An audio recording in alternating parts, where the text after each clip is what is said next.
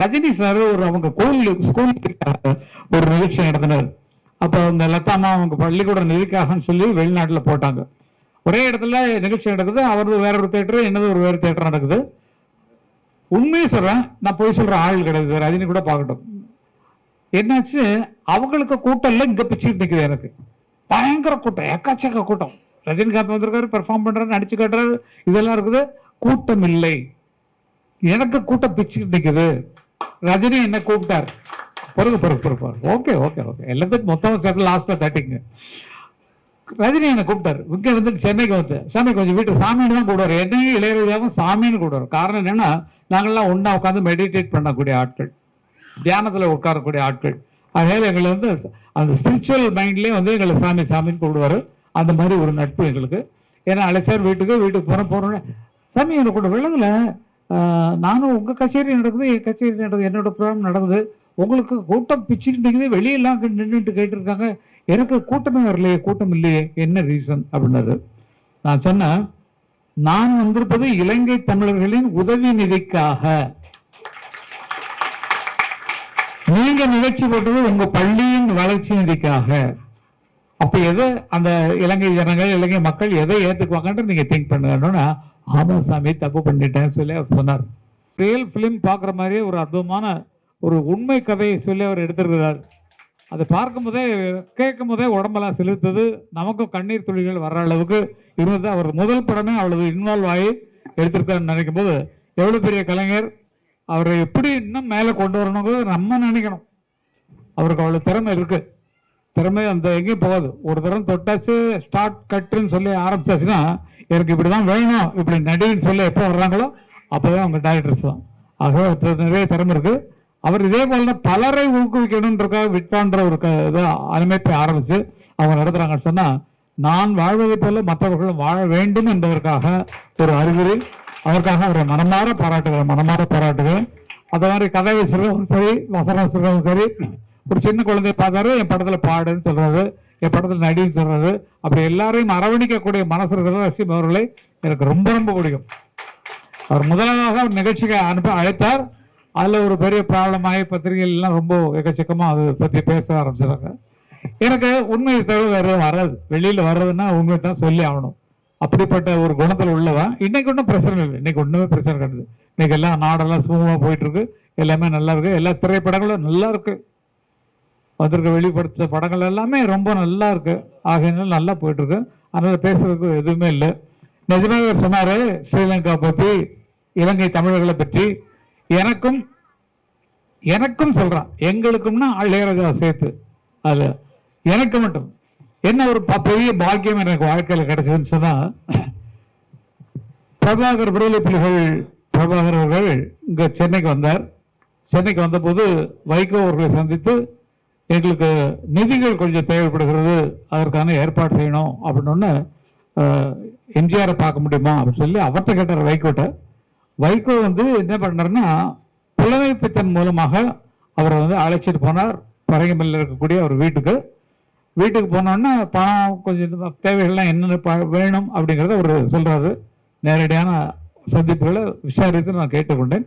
அப்போ வந்து பணம் நிறைய கொடுத்தாரு தலைவர். அது எவ்வளவுன்னு தெரியாது, நமக்கு தெரியாது, எப்படி கொடுத்தாரு தெரியாது. அவர் எவ்வளவு வேணுமோ அவ்வளவு அள்ளி கொடுத்தார் புரட்சி தலைவர் அவர்கள். அவர் அள்ளி கொடுக்குற வள்ளல் அப்படிங்கிறது நீங்க அறிவீங்க. இலங்கை தமிழர்களுக்கு நிறைய பணத்தை முதன்முதலாக அள்ளி கொடுத்தவர் அவர் தான், எனக்கு தெரியும், அவர் கையில. அப்போது அவர் கேட்டுக்கொண்டார், இலங்கை தமிழர்கள் அந்த நாட்டை விட்டு பல வேறு நாடுகள்ல அடைக்கலமாகி நல்ல வசதியா இருக்கிறாங்க. அங்க நம்ம போய் கலை நிகழ்ச்சிகள் பண்ணோம்னா, அந்த கலை நிகழ்ச்சிகளுக்கு டொனேஷன் மூலமா நம்ம கலெக்ட் பண்ணி எங்களுக்கு கொஞ்சம் உதவிகரமா இருக்கும் அப்படின்னு சொல்லி சொன்னாங்க. சொன்ன உடனே நீங்க தான் யாரையாவது அனுப்பணும் அப்படின்னு சொன்னோடனே அவர் சொன்ன ஒரே ஒரு வார்த்தை, அமர் இருக்கா அவன் பார்த்து வேண்டார். என் பேர் அங்க சொல்லப்பட்டது அவர் வாயினால. நான் கங்கையமரன் அனுப்பியிருக்கோம், அவர் பார்த்துக்குவாருன்னு சொல்லிட்டு என்னை அழைத்து, நீ எந்த பணமும் அங்கே பேசக்கூடாது, யார்கிட்டும் பேசக்கூடாது, போய் இந்த நிகழ்ச்சிகள் நடத்தி தந்துட்டு வாண்டோம். நான் எஸ்பி பாலசுப்ரமணியம், சித்ரா, சைலஜா, மலேசியா வாசகன் ஆகியோர் முதலாக லண்டனில் இருக்கக்கூடிய அவங்க ஆஃபீஸில் போய் எல்லாம் கிட்டு எல்லாம் இருந்தாங்க, அவங்களாம் சேர்ந்து போய் பார்த்தோம். அதே மாதிரி லண்டன், பாரிஸு, டென்மார்க்கு, சுவிஸு, அப்புறமேலு நார்வே, ஸ்வீடன், டென்மார்க்கு, அப்புறமேலு ஜெர்மனி, எல்லா இடங்களிலையும் சென்று நிகழ்ச்சி நடத்தக்கூடிய ஒரு பாக்கியத்தை எனக்கு கொடுத்தாங்க. எல்லா நாடுகளும் சுத்தி பார்த்தது அவங்களாலதான். சுத்தி பார்த்த போது ஃபுல் கிரௌடு பாத்தீங்கன்னா எக்கச்சக்க கிரௌடு. அதுல ஒரு விஷயம் சொல்றான், அது இந்த மாதிரி நிகழ்ச்சிகள் நடந்துட்டு இருக்கும்போது அதனுடைய எண்ட் பொசிஷன்ல வந்து ரஜினி சார் ஒரு அவங்க ஸ்கூல் ஒரு நிகழ்ச்சி நடத்தினார்.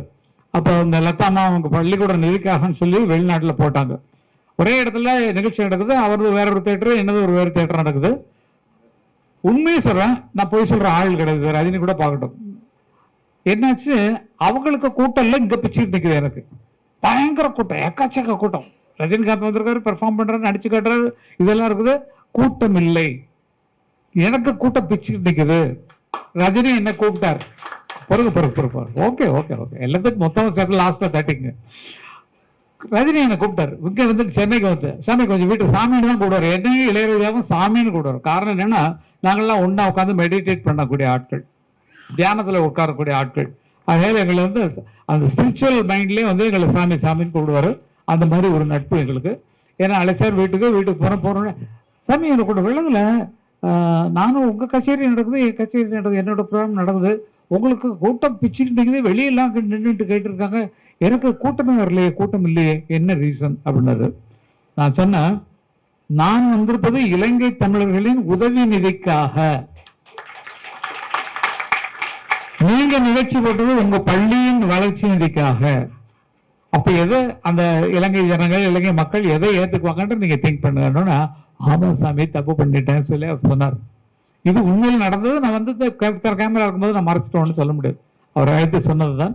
ஆக இந்த இலங்கை தமிழர்கள் மேல் எங்களுக்கு எவ்வளவு பற்று இருக்குங்கிறத இதன் மூலம் நீங்கள் தெரிஞ்சுக்கணும். அதுக்கு எந்த பணமும் வாங்கலை, ஏன்னா தலைவர் சொன்னாருங்கிறதுக்காக எல்லாமே போயிட்டு நாங்கள் உடல நடத்திட்டு வந்தோம். எங்களுக்கு வேண்டியதெல்லாம் வாங்கி கொடுத்தாங்க, சின்ன சின்ன பரிசுகள் கொடுப்பாங்க இல்லைங்களா, அது மாதிரி அதெல்லாம் வாங்கிட்டு வந்தோம். மற்றபடி பணம்னு சொல்லி பேசி வியாபார ரீதியாக போய் இப்போ எல்லாம் கோடி கோடியாக வாங்குறாங்களே, அந்த மாதிரிலாம் இல்லை. அந்த காலத்தில் ஆடுறதும் கிடையாது, பாடுறது கிடையாது, நின்றுட்டே தான் மாமாவும் பொண்ணை கூட இவ மாமான்னு பாடுங்க. இப்ப எல்லாம் கச்சேரியில் அப்ப எல்லாம் அப்படி இல்லை, அமைதியும் நின்றுக்கிட்டு ரிதமிக் பாட்டை கூட நின்றுட்டு பாடுறது, மெலடி சாங்கெல்லாம் கேட்டால் அப்படியே அழகிறது அப்படிங்கிற மாதிரி தான் இருக்கும். அந்த மாதிரி தான் பாடிட்டு வந்தோம், அந்த மாதிரி தான் போயிட்டு இருக்கேன். எங்கள் லைஃபே அப்படிதான் இருக்கும். மற்றவர்களுக்கு உதவுவது எதுக்காக நான் இந்த விஷயத்தை மட்டும் நான் சொல்றேன்னா, அவங்க அதில் ஈடுபட்டு அதற்காக படம் எடுத்தவர்கள் இலங்கை தமிழர்கள் மேல் எங்களுக்கு எவ்வளவு பற்று இன்னும் இருக்கிறது அப்படிங்கிறத காட்டிக்கிறது தான். எனக்கு இன்னும் ஒரு ஆசை என்னன்னா, இங்க இருக்கக்கூடிய இலங்கை தமிழர்கள் அகதிகளில் அவர்கள் எந்த நிலையில் இருக்காங்களோ எங்களுக்கு தெரியாது, யாருக்கும் தெரியாது எந்த நிலையில. அவங்களுக்கு உதவுவதற்கு கேட்டால் நிச்சயமாக எங்களது இலவச நிகழ்ச்சிகளை எல்லா ஊர்களையும் நடத்தி அவர்களை தரதாக இருக்கோம். இதற்கு கவர்மெண்ட் தான் உதவி பண்ணணும், நம்ம ஒன்றும் பண்ண முடியாது. ஏன்னா அரசாங்க நிலையில தான் இருக்குது இந்த அந்த இலங்கை தமிழர்கள் அகதிகள் முகாம் எல்லாம். அவர்களுக்கு நிதி சேர்க்க வேண்டும் என்றால் எங்களை போன்ற கலைஞர்கள்லாம் ஒன்று சேர்த்து நாங்கள் செய்து தர தயாராக இருக்கிறோம் அப்படிங்கிறத சொல்லிக்கொள்ள நான் ஆசைப்படுகிறேன். இதுதான் நாங்கள் செய்ய வேண்டிய கடமை. வேற என்ன கூட பிறந்த தம்பிகள் அண்ணன்களுக்கு நம்ம என்ன பண்ண முடியும், இதான் பண்ண முடியும். ஆகவே இந்த ஒரு வேண்டுகோளை இதன் மூலமாக வைப்பதில் நான் ரொம்ப சந்தோஷப்படுறேன். மற்றபடி சார் வந்து என்னுடைய 59வது வயசுல நடந்த விஷயத்த 50வது வருஷம் நடந்த விஷயத்த சொன்னார். அப்ப எனக்கு 12 வயசு. பாம்பேல வந்து மாத்துக்கால அப்புறமேல தாராவில எல்லா இடத்துலயும் நிகழ்ச்சி நடந்தது. ஒரு மில்லு ஒன்று இருக்கு இல்லைங்களா, அந்த செஞ்சுரி மில்ல, ஆமாமா, அங்கதான் எங்க அக்காவுக்கு மாப்பிள்ளை பார்த்து கட்டி வச்சோம். நாங்க தங்கிறது கோவிந்தராஜ் அவர்கள் வீடு, கோவிந்தராஜ் கட்சியில் இருக்காரு, அவருடைய வீட்டுல தான் தங்கியிருந்தோம். அது மாதிரி பாம்பேல போய் பாடி முதல்ல என்னுடைய அரங்கேற்றம் பாடல் அரங்கேற்றம் வந்து அங்கதான் நடந்தது, பாம்பேல தான். எங்க அண்ணனோட அவர் பாட நானும் பாட, என்ன பாடுவோம் அப்படின்னு சொன்னா இப்ப சினிமா பாட்டு தான். சினிமா பாட்ட அந்த ஏழை ஏழைகள் வாழ்க்கையை சொல்ற மாதிரி இருக்கும். என்னன்னா, பால் இருக்கும்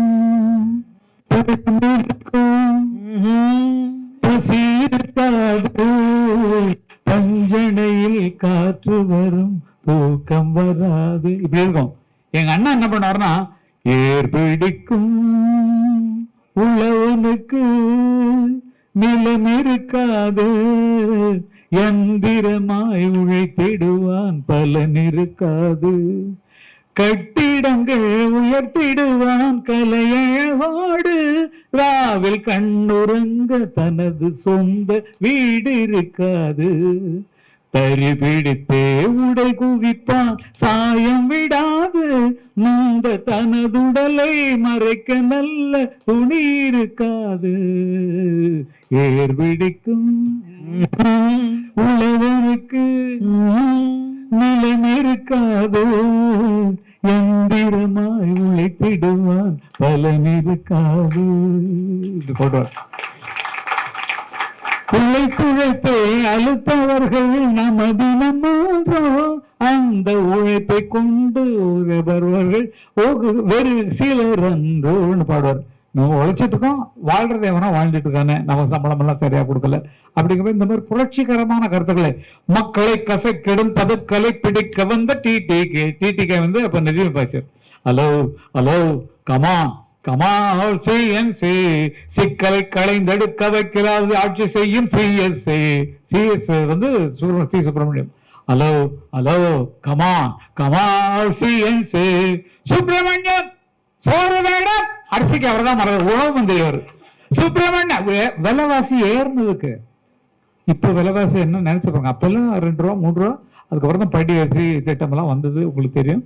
அந்த நேரத்தில் காங்கிரஸ் ஆட்சி நடக்கிற காலத்தில் இதெல்லாம் பழைய புரட்சிகரமான ஆட்கள் போலீஸ் தான் ஒரு நாள் அரெஸ்ட் பண்ண முடியுமா, பண்ணிக்க என்ன என் ஜனங்களுக்காக நான் பாடிட்டு இருக்கேன், உன்கிட்ட லைசன்ஸ் வாங்கணுமா, எங்களாவில் ஏதாவது கலாட்டம் நடக்குதா அப்படிங்கிற மாதிரி கத்துவார் எங்க அண்ணா. ஏதாவது கண்ணாடி உடைச்சானா கதை உடைச்சானா எல்லாம் உட்காந்து அமைதியாக எங்க கொள்கை பாடல கேட்டுட்டு இருக்கோம். நீ வந்து பிடிச்ச கச்சேரி நிறுத்துன்னு சொல்ற, எப்பயும் நிறுத்துவோம், நீ மைக் ஒன்று ஆஃப் பண்ணிவா, நான் பாடுவேன்னா அண்ணா பாடுவார், இப்ப மைக் எடுத்துட்டு பாடுவார். அந்த அளவுக்கு புரட்சிகரமான ஆளுக்கு பிறந்ததுனால எங்களுக்கு அது புரட்சிகரமான மைண்டு உள்ள இருக்கு. ஏழைகளின் வாழ்க்கை எங்களுக்கு தெரியுது அப்படிங்கிறத உண்மை. எங்க அண்ணனை தொட்டு வந்த வாழ்வு தான் எங்களுக்கு கிடைச்ச வாழ்வு எல்லாமே. அவர் நாடகத்தை பார்த்து தான் இங்கே நாங்கள் கதை எழுத ஆரம்பித்தோம், அவர் பாடுறதை பார்த்து தான் பாட்டு பாட ஆரம்பித்தோம், அவர் பாடல் எழுதுவதை பார்த்து தான் நான்லாம் பாடு எழுதலாம். அண்ணன் பேர்ல நான் பாட்டு எழுதினேன். அண்ணன் வந்து எழுதின பாட்டு என்ன பண்ணா, வானுயர்ந்த சோலையிலே நீ நடந்த பாதையெல்லாம் நான் இருந்து வாடுகின்றேன், நான் உருண்டு பாடுகின்றேன், வாழ்வான வாழ்வெனக்கு வந்ததென்று நான் இருந்தேன், பாழான நாளிதன்று பார்த்தவர்கள் கோரவில்லை, இப்படி எழுதிருப்பார். அப்படிப்பட்ட அண்ணன் பாவல் வரராஜன் அவர்கள் பேர்ல நீங்க ஒரு பாட்டு எழுதணும்னு எனக்கு ஒரு சந்தர்ப்பம் வந்தது. என்னன்னா ஒரு காத்துல ஒரு பேப்பர் வருது, பாலசுப்ரமணியமும் ராதிகாவும் உட்காந்துருக்காங்க பீச்சில், பாலு கையில் எடுத்து பாவல்ல வரதராஜனோட பாட்டு காத்துல பறந்தது இருக்கு பாரு, அப்படியே எங்க பாடுங்க அப்படின்னு சொல்லி ராதிகா சொல்லும்.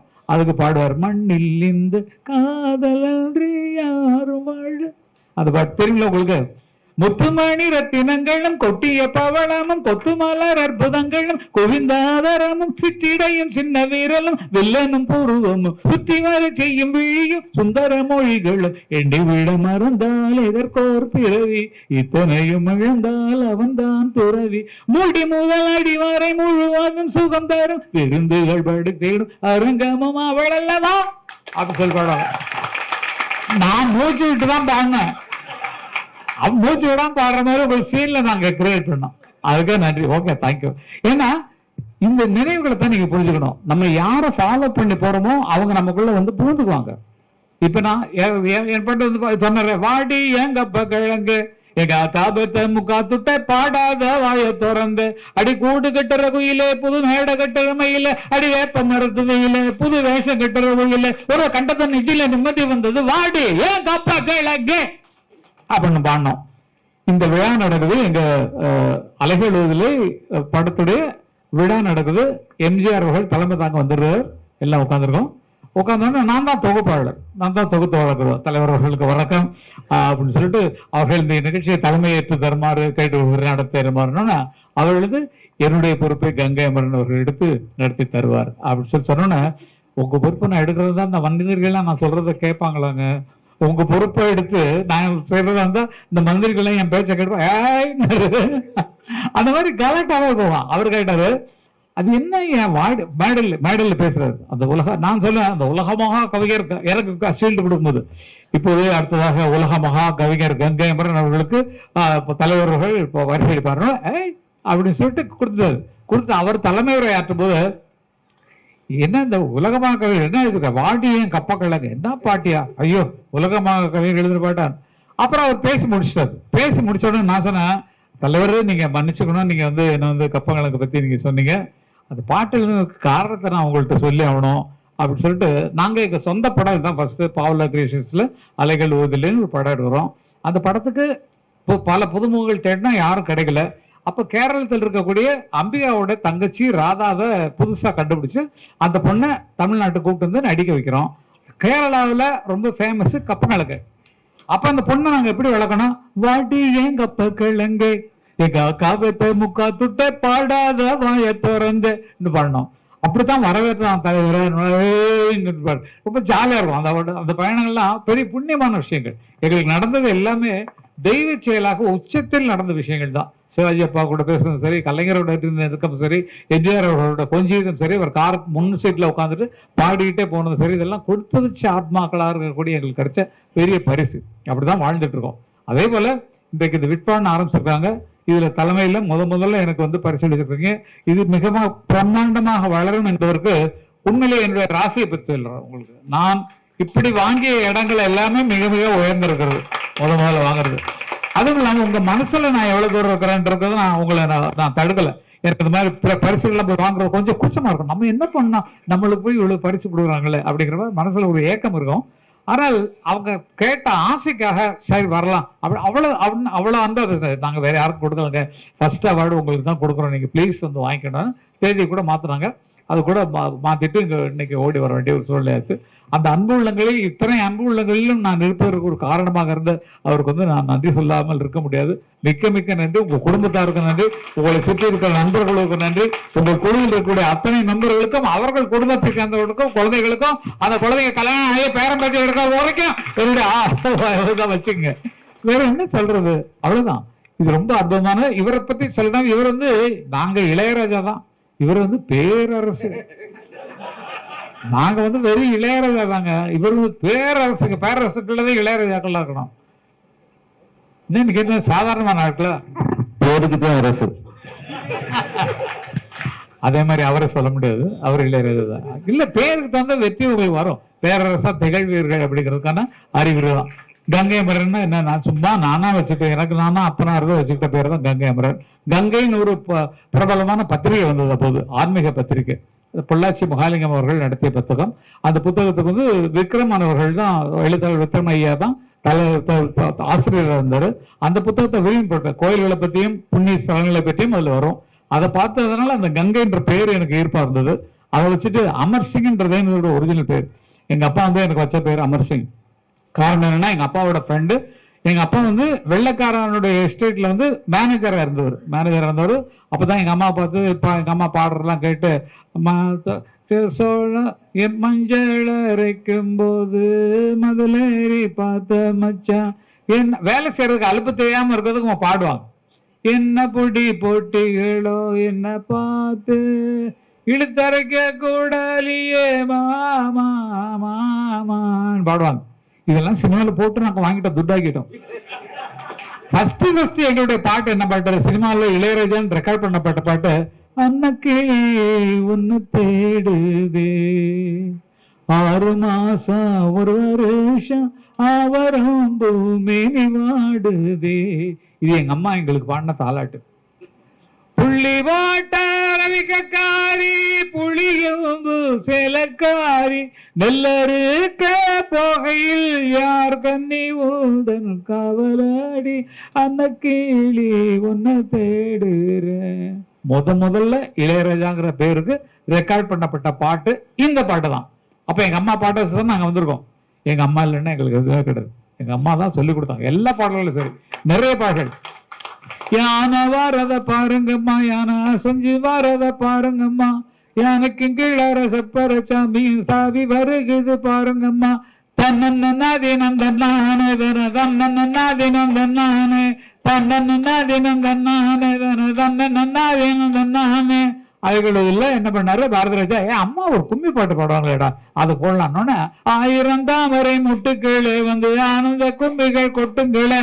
இப்ப சொல்லுங்க, இளையராஜான்ற ஒரு ஆள் வர்றதுக்கும் நாங்க வர்றதுக்கும் காரணமானது எங்க அம்மாவுடைய இசை தான்.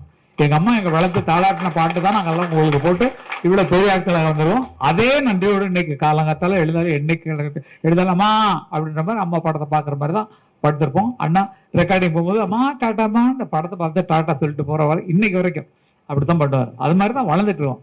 ஒவ்வொரு தாய்மார்களுக்கும் தங்களுடைய குழந்தை மேலே எவ்வளவு ஆசை இருக்குமோ அதே மாதிரி தான் எங்களுக்கு வச்சிருந்தாங்க. இப்ப இந்த அம்மாவுக்கு அந்த குழந்தை பாடும்போது அவங்க முகத்தில் இருந்த மகிழ்ச்சியை பார்த்தோம். அதே மாதிரி அவங்க அப்பாவுக்கு இருந்த மகிழ்ச்சியை பார்த்தோம். பெற்றோர்களுக்கு இருக்கக்கூடிய மகிழ்ச்சி அவ்வளவு பெருசு. ஆகவே அந்த குழந்தைகளை எப்படி வளர்க்கணுங்கிறத நீங்க ட்ரை பண்ணி இசையில மட்டும் விட்டீங்கன்னா போச்சு. நான் எங்களை மாதிரி 7ஆம் கிளாஸ் 8ஆம் கிளாஸ்ல முடிச்சிடணும். அதனால படிப்பு இந்த காலத்தில் எதிர்காலத்துக்கு தேவைப்படுது. அதனால நல்லா படிக்க வைங்க. மியூசிக்கும் கூட வரட்டும், மியூசிக் சைடில் இருக்கட்டும். ஆனால் படிப்புல அவங்க பிற்காலத்துக்கு என்ன பண்ணுவாங்கங்கிறது யோசிக்கணும். ஏன்னா இப்போ நல்லா யோசிச்சு பாருங்க. ஜானகி இல்ல, பி சுசிலா இல்ல, ஜபனராணி இல்ல, எல்லாம் ஈஸ்வரி இல்ல, எல்லாம் முடிஞ்சு போச்சு அவங்க அவர்கிட்ட. அதே மாதிரி இப்ப பாத்தீங்கன்னா சித்ராவுக்கு கொஞ்சம் கம்மியா இருக்கு. எல்லாம் பழைய பாடல்கள் எல்லாத்துக்குமே கொஞ்சம் மார்க்கெட்டுங்கிறது அப்படித்தான் போயிட்டு இருக்கும். அதனால நிலையான மார்க்கெட்டில் இருப்பதற்கு படிப்பு தேவை. தங்கள் பொழுதுபோக்கில் தங்களது கவனத்தை வைப்பதற்கு கலையில நம்ம பெரிய ஆளா வரணுங்கிறதுக்கு இந்த பாடல்கள், எழுத்து, இசை இதெல்லாம் உபயோகமாகும். ஆகையால் உங்களுக்கு விருப்பமான கலையை கற்றுக்கொள்ள வேண்டும். டைரக்ஷனா இருக்கட்டும், கதையா இருக்கட்டும். உங்களுக்கு வர்ற சின்ன நாட்டை கூட நீங்க சொல்லி அதை ஒரு பெரிய கலையாக்குவதற்கு பெரிய விஷயங்கள்லாம் இருக்கு. பேரரசு இந்த மாதிரி ஆட்கள், அவங்கள மாதிரி ஆட்கள்கிட்ட கேட்டீங்கன்னா உங்க சின்ன கதையை பெருசாக்கி திரைப்படமாக்குவதற்கெல்லாம் உதவி பண்ணுவதற்கு இந்த விட்டால நானும் ஒரு ஆளா இருக்கிறதுனால நாங்கெல்லாம் உங்களுக்கு உதவி செய்ய காத்து கொண்டு தான் உட்கார்ந்துருக்கோம். நாங்கெல்லாம் இருக்கிறது காரணம் தான். யாராவது நல்ல கதையை அவர் செலக்ட் பண்ணி இந்த கதையை கேளுங்க, கதையை முடிவு பண்ணி சொன்னதுதான் இது எடுக்க முடியும் அவங்க சொல்லிட்டு எங்கள்கிட்ட சொல்லுங்க. எங்க குழு நாங்க ஒரு 5 பேர் குழு வச்சுக்கிறோம். அந்த கதையை கேட்டு இது இப்படி இருக்கக்கூடா தம்பி, இப்படி இருக்கணும் அப்படின்னாங்க. சமீபத்துல எங்கிட்ட ஒருத்தர் கதை சொன்னாரு. அப்படின்னு சொன்னாலும் இந்த ஒரு கிராமத்தை வச்சு சொல்லிட்டு இருந்தார். அதை எப்ப பார்த்தாலும் குடிச்சிட்டே இருக்கிறான். அதே மாதிரி ஒரு சைக்கிள் கடை வச்சிருப்பான். இந்த கேரக்டர் வச்சுதான் அங்க அந்த படத்தை ஆரம்பிச்சிருக்கோம் அப்படின்னா நான் சொன்னேன், குடிக்கிறவன எப்படி பண்ணான்னா அதான் அவன் குடிச்சிட்டே இருப்பாங்க அவ்வளவுதான் சொன்னா. அப்படி பண்ணாதீங்க.